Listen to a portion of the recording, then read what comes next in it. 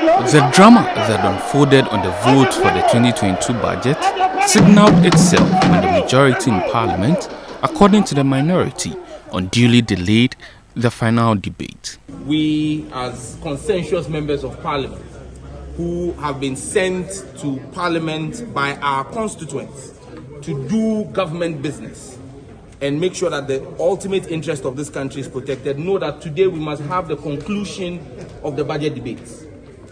It is now 9 minutes past 12. Not even one member of the NPP has shown up in the chamber. The minority is fully in our numbers in the chamber. The speaker is ready to commence business of the house. But notice getting to him from the clerks at table indicates that no member of the MPP is present.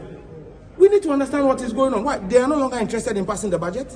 They are no longer interested in imposing the hardships that they want to impose on Ghanaians. They should come and let us take the budget. This is serious business. 2 hours past the starting time of Parliament. But the majority, led by its chief whip, clarified that the delay had only been occasioned by an official parliamentary business being engaged by the caucus. Coincidentally, we had scheduled a caucus meeting this morning and realized our colleagues have also done the same. Then, just about starting the caucus meeting, then we got a call from the speaker that the speaker wants to engage leadership not only on today's proceedings, but there are some outstanding issues that needed to be dealt with. While many waited with bated breath for the final debate of the budget, protesters were on the streets demanding for its rejection.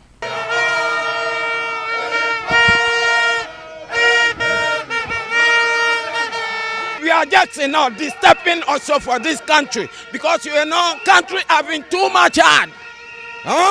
So we don't need that kind of economic mismanagement. We don't need it. Too much of taxes and too much of this country calling Ghana. We are suffering for that. So enough is enough. Let the government Akufo-Addo should know that too much is enough.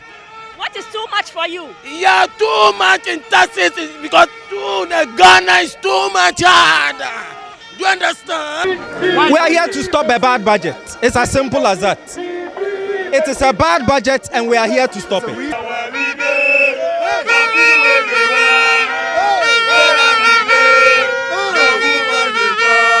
After conveners of the protest failed in their quest to be on the premises of Parliament for the final debate, the engagement in the House continued with the minority and majority leaders making their cases for why the budget should be rejected or not.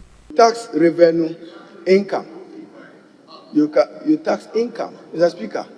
Mr. Speaker, that tomato seller or onion seller, if he chooses and decides that he doesn't want to travel to Navrongo, he wants the tomato brought in by road and does a memo transaction, Minister of Finance wants to eat from that pie. That is unfair to that ordinary tomato seller and to the onion seller. Your watch in 2015, and then the commercial amount. You are the deputy minister, Mr. Speaker. You extended special import levy of 1 to 2%. Mr. Speaker, you introduce indirect taxes. You introduce 5% flat rate on real tax, on real estate.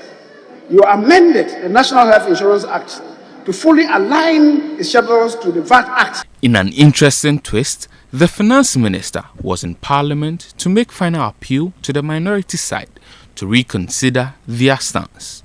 My prayer to you, Mr. Speaker, is to enable me to engage with the minority, extended caucus, leadership, and also with the majority before the question is put to vote. Drama unfolded after the debate. The speaker had directed that the lobbies be cleared ahead of the voting, but the majority was not enthused at this decision, and the presence of the General Secretary of the NDC occasioned a walkout by the majority.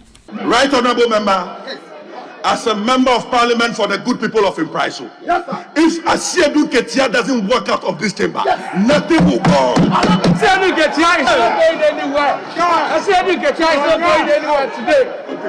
Honourable members on the majority side, everybody should walk out. Let's walk out. Walk out. Walk out. Everybody, rise up and let's go. Rise up and let's go. Rise up, let's go.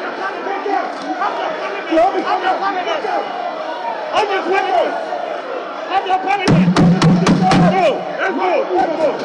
Have your parliament. Let's go. Let's go. Speaker. Have your parliament. The Speaker was forced to suspend the sitting for 5 minutes, but the majority did not return when the House reconvened and the minority had a field day rejecting the bill.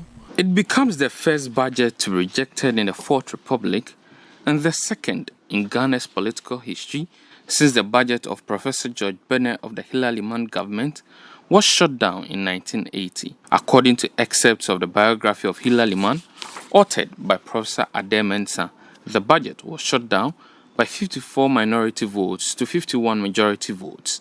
Professor Adair Mensah recounts how Dr. Jones Oforiatta, PFP Member of Parliament for Begro constituency, moved a counter motion to reject the budget after minority MP for Bantama Kwabena Adair Mensah whispered something into his ear, the realization that the minority had outnumbered the majority at the moment in the chamber.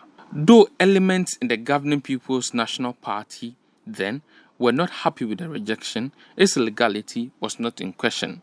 But in the current instance, the majority has alleged a breach of the procedure of Parliament, making the rejection null and void. Assuming without admitting that he had 137 members in the chamber, there was still less than one half of the 275. And by necessary implication, that exercise that he engaged in or supervised is a complete nullity. It's a complete nullity. And I believe that whoever presided should bow down his head in shame. In the fullness of time, the proper thing will be done. But the NDC have insisted on the legitimacy of the action and have asked the majority to accept their fate and rather revise the budget to include concerns such as the cancellation of the e-levy proposal. The Ministry of Finance, however, revealed that further engagements are going to be held on the budget. Though the majority can rely on both parliamentary processes and the court to reverse the decision taken by the House, they have no intentions of doing so. Well, there are a few of processes available, and as you know, but we are cautious also to protect the integrity of the seat, that is the speakership. So we are not doing anything to undermine and unnecessarily bring undue attention to the error committed. Let's not drag it. Let's not also jump the gun. I am aware of discussions that is going on from the outfit of the Speaker himself, the minority leader, the majority leader himself.